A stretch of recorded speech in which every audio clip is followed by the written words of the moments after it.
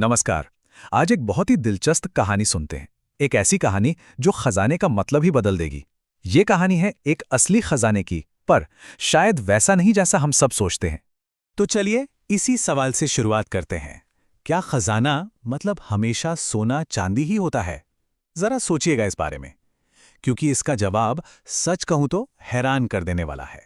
तो चलिए इस सफर पर निकलते हैं। अपनी कहानी का पहला पड़ाव है खजाने की खोज। ये कहानी है एक ऐसे नौजवान की जिसके दिलो दिमाग पर एक बहुत पुरानी कहावत छा गई थी। तो एक छोटा सा गांव था और वहीं रहता था रोहन, एक नौजवान जिसकी आंखों में सपने थे, कुछ बड़ा करने की चाह थी। वो हमेशा मौकों की तलाश में रहता था। मतलब उसके अंदर ना एक बेचैनी थी कुछ कर दिखाने की। अब गांव के ठीक बाहर एक पुरानी थोड़ी डरावनी सी हवेली थी, और उस हवेली से जुड़ी थी एक कहानी। कहते थे कि वहां एक बहुत बड़ा खजाना छिपा है, इतना बड़ा कि कई लोगों ने उसे ढूंढने की कोशिश की, पर सबके सब खाली हाथ लौटे। और बस यही बात रोहन के दिमाग में घर कर गई। और देखिए, जहां बाकी सब ने हार मान ली, वहीं रोहन का इरादा और भी पक्का हो गया। उसने ठान लिया कि इससे तो मैं ही ढूंढ कर रहूंगा। ये सिर्फ कोई सपना नहीं था, ये उसका पक्का इरादा बन चुका था।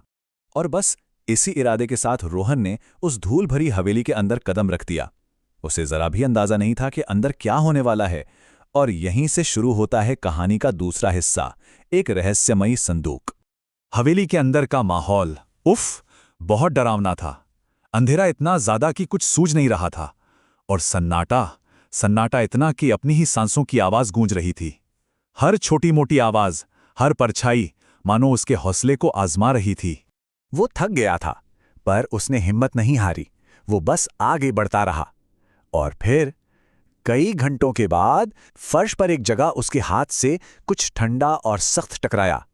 उसने देखा तो वहां था लोहे का एक भारी भरकम संदूक।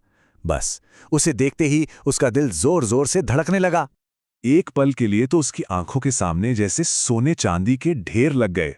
उसे लगा बस अब जिंदगी बदलने वाली है, सारी मेहनत आज वसूल हो जाएगी। लेकिन जैसे ही उसने कांपते हुए हाथों से उस संदूक को खोला, अंदर सोना चांदी नहीं था। अंदर था एक और छोटा सा बक्सा। हाँ, उस पे नक्काशी बहुत सुंदर थी, पर बस एक छोटा सा बक्सा। और बस यहीं पर कहानी का सबसे जरूरी मोड़ आता है। तीसरा हिस्सा, उस चिट्ठी का राज। ये वो पल है जहां उम्मीदें हकीकत से टकराती हैं। तो देखिए, एक तरफ वो जिसकी रोहन को उम्मीद थी, सोना, हीरे, जेवरात, और दूसरी तरफ वो जो उसे असल में मिला, बस एक पुरानी सी चिट्ठी और एक चाबी। उसने बड़े ध्यान से उस चिट्ठी को खोला, और उस पर जो लिखा था उसने रोहन की सोच को हमेशा के लिए बदल दिया। उसमें लिखा था, असली खजाना इस संदूक में नहीं है। असली खजाना तो वो हिम्मत, वो समझ और वो खुद पर भरोसा है जो तुमने यहां तक पहुंचकर कमाया है। और वो चाबी, वो किसी लोहे के ताले के लिए नहीं थी। वो तो एक इशारा थी, एक प्रतीक थी, अपनी खुद की काबिलियत के ताले को खोलने के लिए, अपने भरोसे के दरवाजे को खोलने के लिए। तो फिर असली खजाना क्या था? वो कोई बाहर की चीज थी ही नहीं। असली खजाना तो वो चीजें थीं जो उसने इस सफर में अपने अंदर पैदा कीं। हिम्मत, पक्का इरादा और समझदारी। असल दौलत तो यही थी। और सच के इस एक पल ने रोहन को अंदर तक बदल दिया। यहीं से कहानी का चौथा हिस्सा शुरू होता है, एक नया नजरिया। ये बदलाव कितना बड़ा था जरा देखिए। पहले वाला रोहन वो बाहर की दौलत ढूंढ रहा था, उसके लिए कामयाबी मतलब सोना।